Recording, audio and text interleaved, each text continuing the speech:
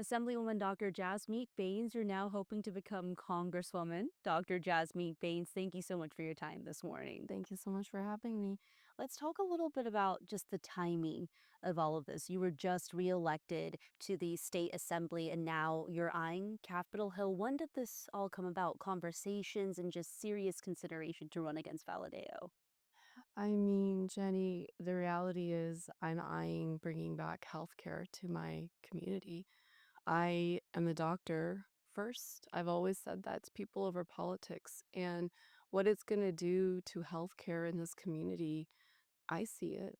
Every single healthcare provider in this community sees it. We have some of the highest Medicaid patients in the country. Look, people, when I first got elected and I brought in about 10 million for the fentanyl task force, one of the things we did with it was open up a detox option for people on Medicaid. The reality is, especially in areas with such high needs and lack of access to services, being a community that has so many patients on Medicaid, there's a lot of services that we don't have that other places have because Medicaid's underfunded as it is. Instead of doing more to strengthen healthcare, we cut it by $1 trillion.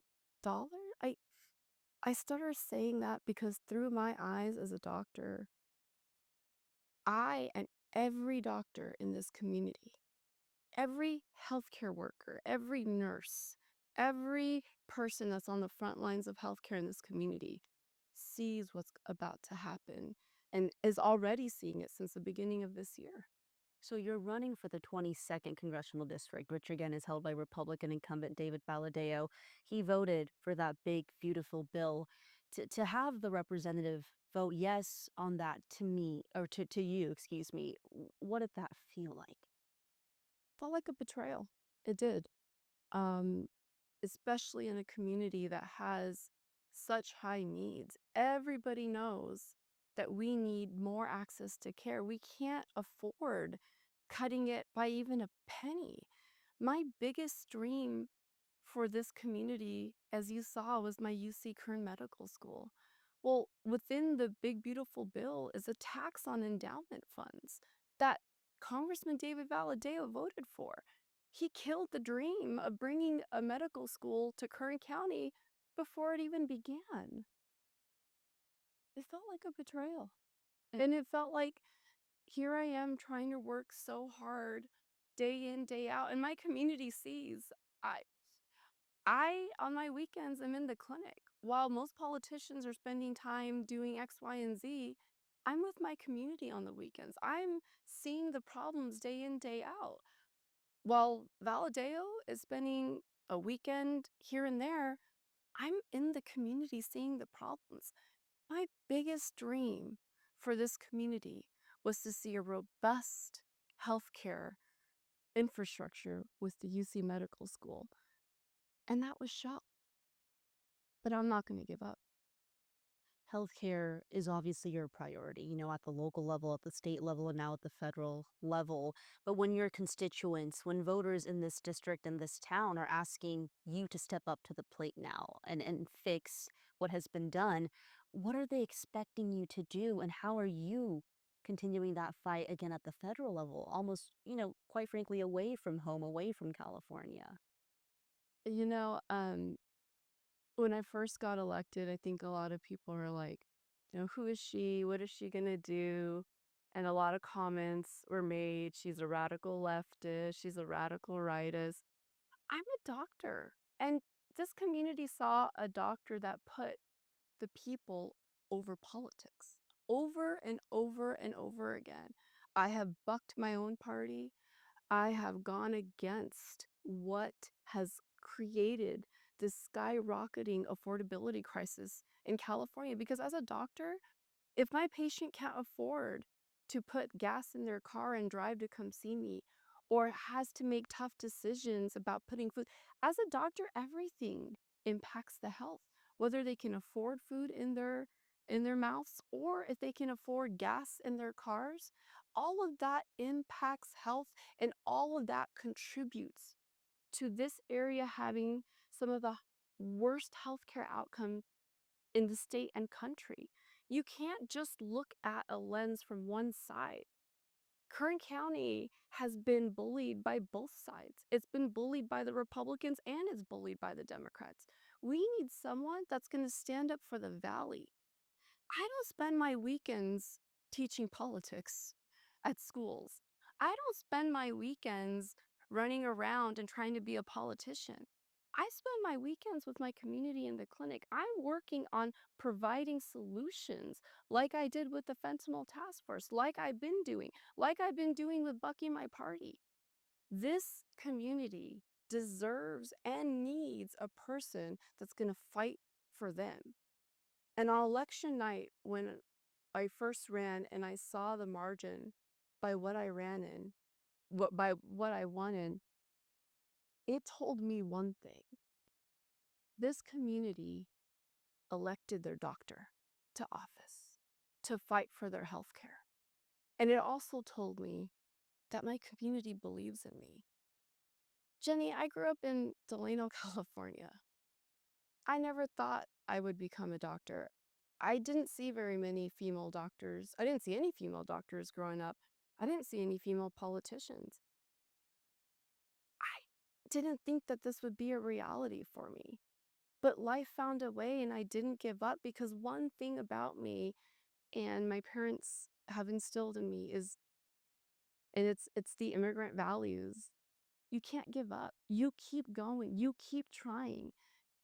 And a lot of that is in the values of growing up in Delano. If you look in Delano, see the community, see the work that they've done, the labor rights movement that shook the country. It's a community that doesn't give up, and it's a community that overwhelmingly elected their doctor to office, and a community that believed in me at a time where I had no political experience. I was just a doctor. But my community, time and time again, overwhelmingly believes in me. Why wouldn't I believe in them? And now you're no longer a quote unquote political newcomer. You have a track record for yourself in delivering for your community. But Dr. Baines, I'm curious, did you feel like 2026 was really your year to run, just given that healthcare, your expertise is front and center? I'm wondering if, you know, any other year you may have been as motivated and as encouraged to step up to the plate as you are now with healthcare. I never signed up for this to be a career politician. I'm a doctor. Things lined up in a way that this community needs their doctor. A lot of patients come to me in the clinic since the start of the year, and the number one thing they kept saying is, Dr. Baines, can you do something? Like, this is gonna really, like, you're the one that's been fighting for healthcare all along. Can you please do something? And I'll be honest, Jenny, this year started off, I wanted to slow down. I wanted to, do other things, but I will always put the people before. In Rotary, they say a thing that says service above self. And that's something my parents have instilled in me. That's the immigrant values. That is true to the core of what Delano has taught me. And that's where I work. I work right across the street from where I went to preschool. That's my clinic. I'm literally right across the street from the library where I would spend my summers reading away in the library. I work in the clinic right across the street. And because of these cuts, now that clinic is could be under jeopardy to close as well. Do you think you would have run, Dr. Baines, had Congressman Valadao not voted for the bill and gone against his own party in many ways? I don't know. I know at the beginning of this year, a lot of people were asking me, "Are you gonna run? Are you gonna run?" And I waited. I waited to see if he would do the right thing and put the community. I mean, we all have seen David Valadao do that before.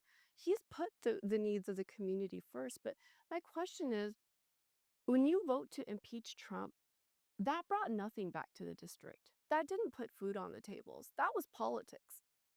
But when you voted to cut health care, that takes away food. That takes away that is life and death. I had full faith that he would have done the right thing. I really did. Um, I mean, even when he ran against TJ Cox, and TJ was found to have a very bad record. I'm against corrupt politicians. I wasn't going to vote for TJ over that. This is a community that's going to elect a person that believes in them. And I did not think that this was going to come. I really didn't. But like I said, there are times in your life where you're asked to stand up and lead. And I will never be afraid and I will never back down. I think my community sees that very well. I will not back down when it comes to supporting my community. This is a community that overwhelmingly believed in me, and I believe in them. Right. So here you are, a very big moment for you. I want to talk about the makeup of the district a bit, Dr. Baines. I think people have long been intrigued by the fact that this is a district that's majority Latino, leans Democrat, yet you have this Republican incumbent who wins time and time again. People have long blamed voter turnout, just, hey, the voter base that needs to show up for the Democrats don't show up. Do you feel like voter turnout is really the problem, or has it quite frankly just been weak candidates, weak messaging by your party? That's a really good question, and it's both. Yes, we have some of the worst voter turnout in the state, here, right here. But at the same time, what is it that gets voters to turn out? Um, Delano had a huge labor rights movement, and people got together and they shook the country. This is really when it comes down to it, is a community believing in someone. You have to also turn up voters as well. And and we've seen in politics, and I learned this too just recently, is whenever there's a low voter turnout, it actually incentivizes Republicans to win. Whenever there's a higher voter turnout, it actually helps Democrats to win. And that kind of answers your question right there. Yes, voter turnout is a problem, but at the same time, they need to turn up, and they will turn up when they see someone that's fighting for them. Like I said before, it's about a community believing in someone. My community believes in me. I see it. I know you're doing this for your community. You've emphasized over and over again what the community has done for you and vice versa. But 2026 technically still is a year away. We're a year out from the primary. We're starting early here. Yep. But should healthcare no longer be that forefront issue? I'm just curious how your messaging or your campaigning changes as a family doctor. Because again, this is really what's giving you, propelling you forward in this moment, right? So, should that change in the future? How does that affect your campaign? Uh, it's only going to get worse. When I grew up here, there were more robust healthcare services than what they are today. It's only gonna get worse, and if you saw, I just learned yesterday, there are more cuts that are being proposed federally to Medicaid and Medi-Cal that are probably gonna be voted on this fall. So, no, I don't think healthcare is ever gonna be something. You go to any person in this community, you ask them one thing, "What really, aggravates you about living in the valley?" And it's, "I'm not able to see the same doctor that I saw last time," or, "I'm lucky if I even get in to see a doctor." Most of this community gets their primary care at their emergency rooms, and everybody knows when it comes to healthcare costs, the affordability issue when it comes to healthcare, this is where having a doctor is so critically important. If we really want to get a handle on the issues when it comes to affordability for healthcare, we really need a doctor, not just any doctor, a doctor that works with Medicaid patients. We this area has never elected their doctor to represent them. I was the first. And this is where it's needed the most. When it comes to healthcare costs, let's take a patient with valley fever. You get them healthcare access, they come to see me in the clinic, I get them started on the fluconazole treatment, which is an antifungal treatment. If they don't get in to see a clinic, which is 1/10 of the price, they can show up in an emergency room, and in the emergency room, they can have a $1 million ICU visit. Now, these are things that the Republicans themselves will acknowledge attribute to the higher cost of healthcare. Well, what did we just do? We cut Medicaid, which was that option for people to go into a clinic and get to be seen to avoid the higher healthcare costs when they show up in the emergency room and are in the ICU. This is not humane. You can't treat people like this. You can't tell them if you need healthcare, just wait till it gets so bad that you have to go to the emergency room. I have a problem with that. I have a problem with people that think that it's okay to tell poor people that if you have healthcare problems, just wait till it gets too bad and then just go to the emergency room. What is that? That is inhumane. It is not decent. And it's frankly, it kills the soul of a doctor to see something like that happen in her community. I mean, I can only imagine you seeing the effects firsthand with your own patients. I want to really quickly go back to a term that you used before, bucking your own party, right? The makeup of your current assembly district, the 35th Assembly District, is in very many ways similar to the 22nd Congressional District. Again, majority Latino, leans Democrat. People have long described you as a moderate Democrat in many ways.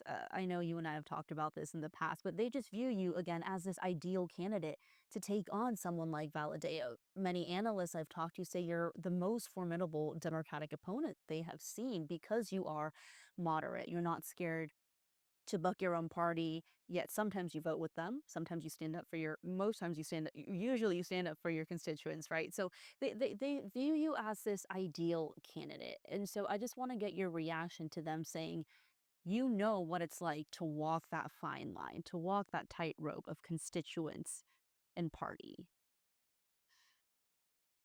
To that, I will say, I am a candidate that puts her community first. I don't know the political terms. I don't know the political labels. Look, I'm a doctor. I am something that this community has needed for a very, very long time. And that's putting the needs of the community first. And that's comes at bucking your party. That comes with knowing and I think the biggest thing when it comes to me is my community seeing me showing up day in, day out. Like I said, I don't spend my weekends running around doing X, Y, and Z. I'm with my patients in the clinic. I'm seeing the problems. I'm hearing the problems. I want to work on solutions, guys. I want to roll up my sleeves with this community and fix the problems. And that's what we did with the very first thing that we did when I got into the assembly. Everybody saw was AB 33, my fentanyl task force. I had wanted that to be at the state level, and the state turned around and said, "Why don't you just do it at your county level?" And I'm like, even better. I didn't think that that was gonna be even possible, and we started the fentanyl task force. We brought in money, and we've been creating some amazing, we'll get you all the stats that's gonna be coming out in a month or 2 of what we've been working on with local law enforcement. This is a community that elected their doctor. I am a person that this community has needed. They needed their doctor, a person that's in the community, that's spending their weekends. And at the beginning of this year, when a lot of patients would come up to me like, Dr. Bains, can you do something? This is going to really destroy access to healthcare. And I really had to think about it because running for Congress, especially in a race like this, it's not easy. You know how ugly it's going to get. I'm going to get beat up from both sides. A person like me, we get a person that truly does not follow rhetoric from X, Y, and Z, but follows what her community needs. Yeah, there's going to be people on both sides. This is not about being a party loyalist. This is about being a loyalist to your community. And when people say that I might be a good candidate, what they're really seeing is I am a candidate from the community for the community. Ads in this race always get very vicious and go throughout the whole election cycle. Sure. And I think some viewers may find it interesting that you say you're gonna get attacks from both sides, right? The reality is this is an election.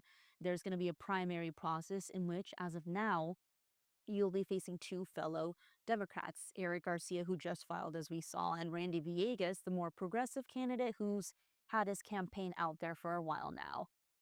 Tell us a little bit more about, the potential Democratic infighting we might see. It's not going to be a pretty race within your own party as well. So tell us about what we might see the competition between your own party as we approach the June primary and you hope to advance. I'm not too worried about that as much. I think at the end of the day, everybody has a right to run for office. And I encourage people to get out there and give their story. This is my story. This is where I stand. And for me, it's about community first. A lot of people can say that they're going to put the community first, but my track record has shown it. We don't have the liberty of trying to get behind a candidate that says something. We are in dire situation. We need a candidate that has a track record, that has proven that they will put the community first. And I have that. I've been doing that. I've been showing up. I didn't announce for Congress before Valadao voted for those cuts. I announced for Congress after. This was not about being a career politician. I waited. I waited to see what would happen. I mean, and Valadao has put the needs of the community before. I really did not think that he would do that, and I waited, and I gave him the chance. That was the right thing to do, and he disappointedly picked the wrong one, and he did not prioritize this community. I'm not in this to be a career. If I wanted to be a career politician, I would have announced a long time ago, but I didn't. I'm in this because this is about taking my oath as a doctor. I really did not think that he would do that. I really wanted to give him the chance, and he picked the wrong vote. And in challenging the congressman and running for Congress, you can't run for reelection to the 35th Assembly District. That's the reality. So I'm wondering if there's anyone that you have in mind that could hopefully be your successor and provide the same priorities that you did for the Assembly District. 8035 was just redistricted, and I was the first person to represent this. And it has some of the biggest needs. 8035 is one of the poorest districts in the state, some of the highest Medicaid patients, some of the highest needs in the state and country, some of the worst healthcare outcomes. Like I said before, it is anybody's right to run for office. I really hope and pray that the person that gets chosen for this, that the voters will vote on, will be someone that will put the needs of this community first, has the experience and track record of putting the needs first. And the voters are smart. Voters in Kern County are very, very smart. They get it. They know it. And I have full confidence, will elect a person that is going to choose them. This is a critical moment in history. And I really hope and pray that the person that comes in to 8035 that I can work with um, to continue delivering for this community, and someone that's really in it for the service, for the public service of the community, because this is a community that really needs a leader that will put not their needs first, but the community's needs first, like I have done, and is my biggest hope for the next person that walks into the shoes of 8035. We're hearing Bakersfield City Council member Andre Gonzalez could be a candidate for that position. Is he someone you would consider endorsing? There's several people that have reached out to me, and it's early. We'll see with time. I think with time, the right candidate will emerge. And last thing for me, Assemblywoman, um, if come November you do not get the congressional position, you also would not have your assembly position. I know we're talking very far ahead, but should that be the case, where do we see Dr. Jasmeet Bains in the community? Right back in that clinic in Delano providing care. I'm a doctor first. I'm not here to be a career politician. I am here to be a career public servant, and I will stay true to that. I was stay true to that from day one. I know a lot of people called me when I was, first thinking, as I was making calls preparing for the launch today, and a lot of people like, "Why are you thinking? Like, we were your supporters. Why we didn't?" The number one thing I said is, "You guys elected a doctor." I was very clear from day one when I ran for the assembly. I am a doctor. Yeah. I'm going to put healthcare needs first. And I stayed true to that. And I'm staying true to that today as I launch for Congress. This is about a doctor taking her oath. And to the this is about being a doctor and taking her oath to the highest level to protect her community. And especially in a seat like this, I am the first doctor that has ever represented this area. There's never been a doctor that's and look at some of the amazing feats that we've done just in my 3 years. We have strengthened so many local programs when it comes, and we can't give up now. If I can do this at a local level, imagine what I can do at a federal level. And it's not me, it's my community that supported me to be here. And it all boils down to one thing: my community believed in me, and I will always believe in them. Doctor's still in your title, right? Assemblywoman Dr. Jasmeet Bains. Medical doctor all the way. Well, thank you so much Thank again for your time and you. best of luck on your congressional campaign. Thank you. I appreciate it, Jenny.